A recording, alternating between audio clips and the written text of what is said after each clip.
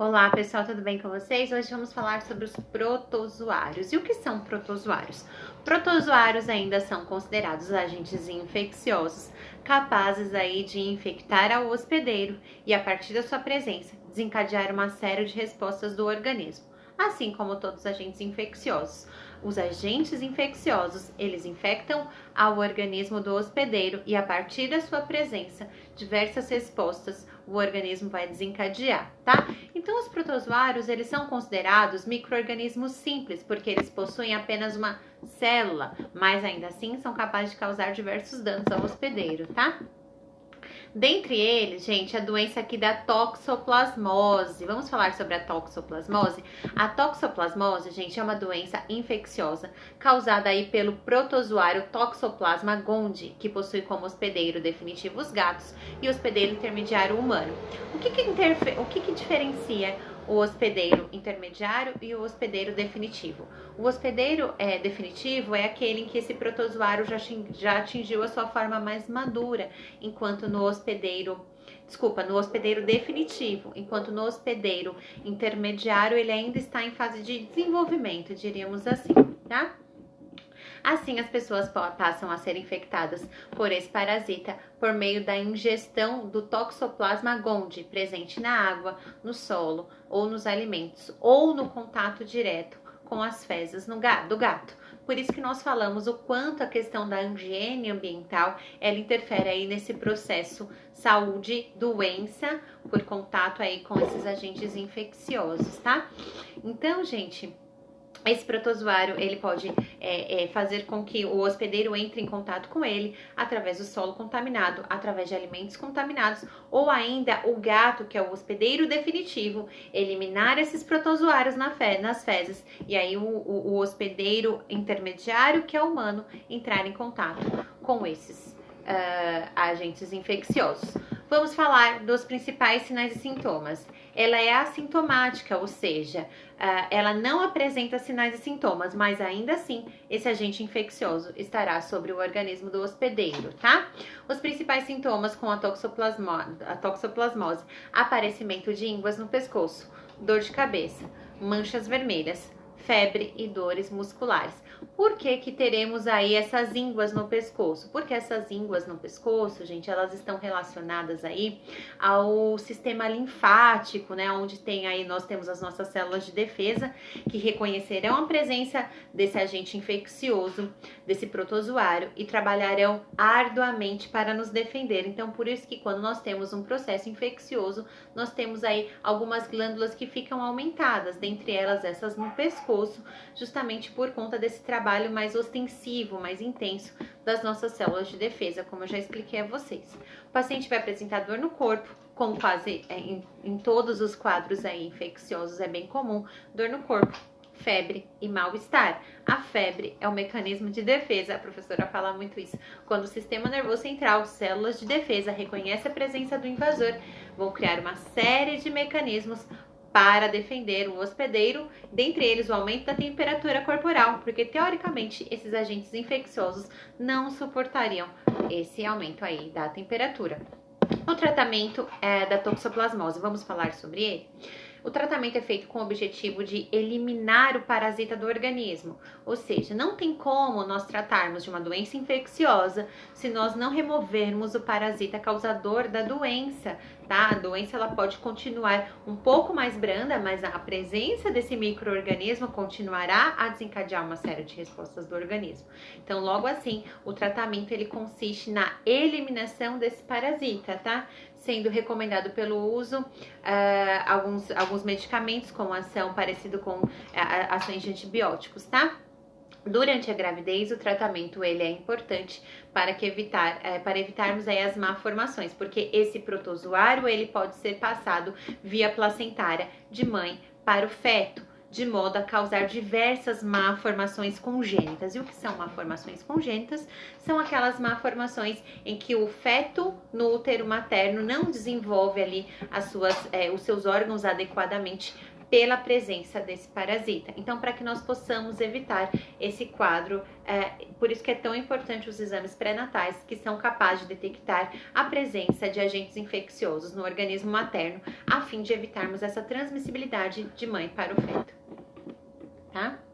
A leishmaniose. Gente, a leishmaniose é uma parasitose, tá? Parasitose porque ela é causada por um protozoário do gênero Leishmania, que de acordo com a espécie responsável pela infecção, podem variar dos sintomas mais leves aos sintomas mais graves. Uma das das espécies mais frequentes encontrada no Brasil é a Leishmania brasiliensis, que normalmente está relacionada a manifestações mais graves, tá? O meio de contaminação por essa patologia se dá através da picada de uma mosca, e essa mosca é um mosquito palha, que ao picar o hospedeiro, ela deposita o parasita em seu sistema digestivo, tá? Então, a mosca que contém o parasita pica o hospedeiro e esse protozoário, ele já vai ao sistema digestório do paciente, tá? Do hospedeiro, perdão. E a partir dali, esse parasita que vai abrigar o sistema digestório, causando uma série de sintomas ao paciente. De acordo com a espécie e os sintomas apresentados, dividimos a leishmaniose em dois grupos principais: a tegumentar ou cutânea ou a visceral. A cutânea, ela vai apresentar principalmente lesões na boca, na pele, e a visceral, ela está mais relacionada com sintomas internos, tais como febre, falta de ar. Vamos lá, os principais sintomas. No caso da leishmaniose cutânea, os principais sintomas aparecem entre 2 a 3 semanas após o contato com o protozoário, sendo normalmente aparecimento nódulos no local da picada, que pode evoluir a uma ferida, tá? No caso, as feridas, elas podem evoluir a nariz, a faringe, tá? A boca. E aí, qual é a problemática que nós teremos aí? Essas lesões, elas serão também porta de entrada para outros processos infecciosos, uma vez que a pele, muitas vezes, ela funciona como uma barreira protetora. Então, o paciente ele já tem a presença de um protozoário, terá feridas no seu organismo, essas feridas serão porta de entrada para infecções recorrentes, tá? Essas lesões podem resultar na dificuldade em falar, dificuldade em engolir e até de respirar. Isso pode comprometer muito o paciente. Na leishmaniose visceral, quando a gente fala de víscera, nós estamos relacionando aí ao termo dos órgãos, tá? Na leishmaniose visceral, os sintomas podem evoluir de evolução crônica. O que isso significa? Devagarzinho, tá? E geralmente a febre frequente, a febre é aquele mecanismo, né, de tentar destruir esses agentes infecciosos, o aumento do baço, o aumento do fígado, anemia, perda de peso, edema, e o que pode levar até o paciente ao óbito, tá? Então, a leishmaniose ela é dividida em dois grupos.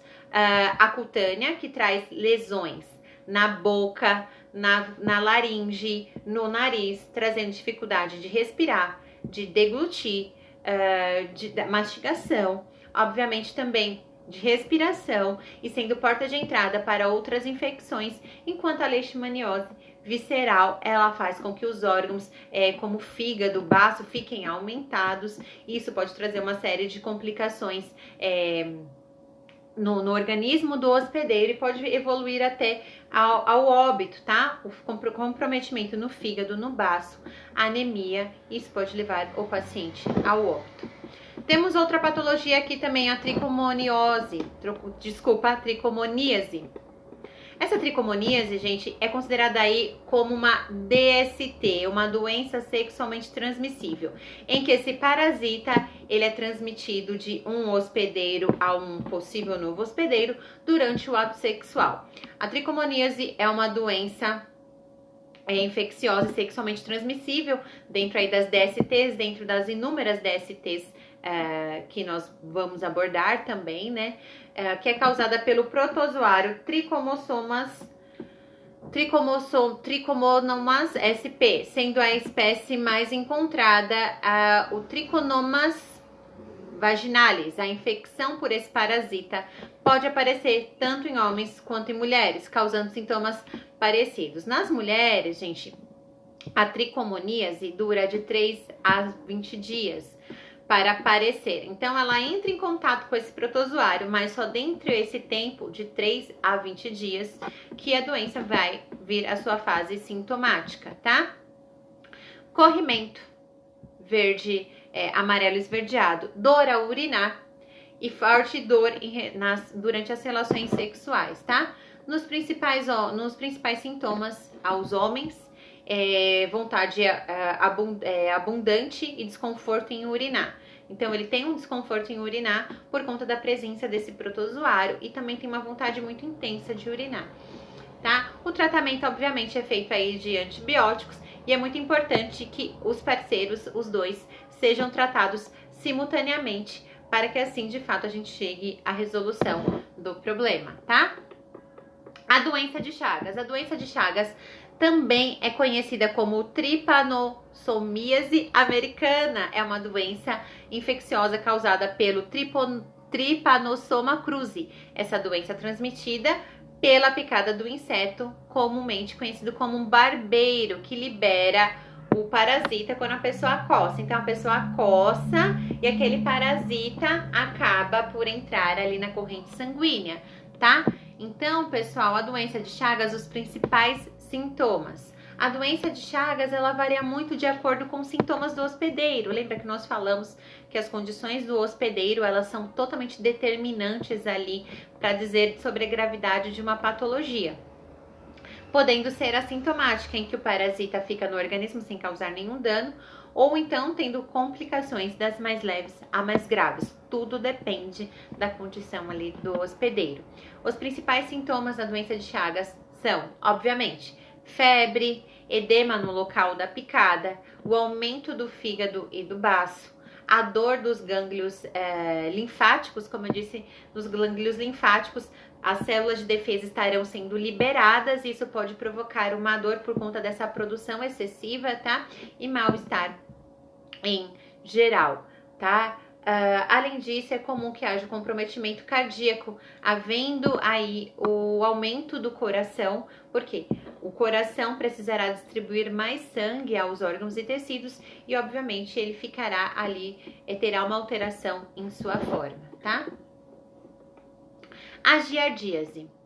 A giardíase é uma parasitose causada pelo protozoário Giardia lamblia, que é a única causada pelo gênero Giardia capaz de infectar e causar sintomas na pessoa. Essa doença é mais comum em crianças e pode ser transmitida através dos cistos da Giardia lamblia presente na água, alimentos ou em ambientes contaminados, além do contato direto com pessoas contaminadas, tá? Então, esse protozoário, nós podemos entrar em contato com ele através de alimentos contaminados, tá? Água contaminada ou de pessoa para pessoa. Os sintomas, de 1 a 3 semanas após o contato com o protozoário, eles são principalmente intestinais. Cólica intestinal, produção de gases intestinais, má digestão e diarreia, numa tentativa de eliminá-lo, tá? A amebíase é uma doença infecciosa muito comum em crianças e é causada pelo parasita Entamoeba stylothica. Isso, e é transmitida, é difícil de falar esses nomes dos parasitas, né? Principalmente por meio da ingestão de cistos presentes na água ou em alimentos contaminados com as fezes. Por isso que nós falamos o quanto o ambiente também proporciona a maior probabilidade de se contaminar com doenças, de entrar em contato com agentes infecciosos. Águas não tratadas, que vêm ali com possíveis agentes infecciosos, trarão essas patologias, aumentarão a probabilidade dessas patologias. Então, esses cistos presentes na água não tratada, a pessoa, na ingestão, na questão da ingesta hídrica, entra em contato com esses protozoários, com esses cistos, né, que são os protozoários, e a partir dali, elas têm todo esse comprometimento. Quando esses cistos entram no organismo, eles alojam ali na parede do trato digestivo, liberam ali as formas ativas do parasita. Então, de cisto, ele se torna ali o parasita ativo, né? Porque ele está no organismo do hospedeiro, que é favorável à sua permanência, e dirigem aí para o intestino da pessoa, causando problemas e sintomas digestivos, dor abdominais, diarreia, má digestão, e isso obviamente é um quadro muito complicado, porque a diarreia, ela pode matar? Pode matar. Por que ela pode matar? Porque durante a diarreia, a pessoa ela perde muita água essencial ao funcionamento do organismo e nutrientes que são essenciais ao funcionamento do seu organismo. Logo assim, temos o quadro da diarreia que pode, se não devidamente controlada, se esse protozoário não devidamente exterminado do organismo e o paciente continuar até a diarreia, esse paciente poderá evoluir aí ao óbito pela perda excessiva de água e de nutrientes essenciais, tá?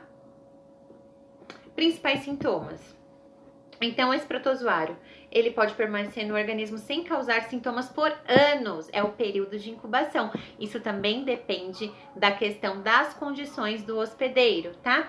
Mas é mais comum ali que entre 2 ou 4 semanas ele apresente ali os seus devidos sintomas. Os principais sintomas são desconforto, diarreia, enjoo, náusea, mal-estar, cansaço, tá? Deixa eu só arrumar aqui.